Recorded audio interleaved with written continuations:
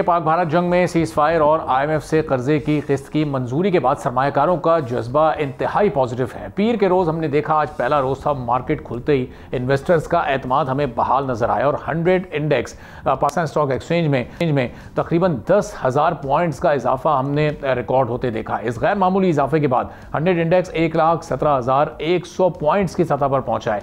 Pakistan stock exchange के rules के मुताबिक हमने ये देखा कि 9% इजाफे के बाद मार्केट ऑपरेशंस को आर्जी तौर पर मुअत्तल कर दिया गया था, चूंकि बहुत तेजी के साथ मार्केट ऊपर जा रही थी। फिर मार्केट का दोबारा आगाज हुआ, जिसके बाद तेजी का रुझान बरकरार रहा और दोपहर तक बेंचमार्क इंडेक्स 1,16,724 पॉइंट्स की सतह पर मौजूद था। फिर कारोबार के इख्तिताम पर 10,123 पॉइंट्स का मजमूई इजाफा हुआ, जिसके बाद आज 100 इंडेक्स 1,17,297 पॉइंट्स पर बंद हुआ है। अब जो पिछले हफ्ते जब कारोबार का इख्तिताम हुआ था तो उस वक्त ये इंडेक्स 1,07,174 पॉइंट्स पर था, तो आज ये बड़ी जबरदस्त पेशरफ सामने आई है। और दूसरी तरफ हम दूसरे फरीक यानी भारत के स्टॉक एक्सचेंज की सूरत हाल देखें तो वहां पर इन्वेस्टर्स को सिर्फ 2 रोज के अंदर $83 बिलियन का नुकसान हो चुका है, यानी बड़ी इक्विटी वहां की मार्केट से निकल चुकी है और सरमायाकारों को इस वक्त वहां पर मार्केट्स पर एतमाद नहीं हो रहा है।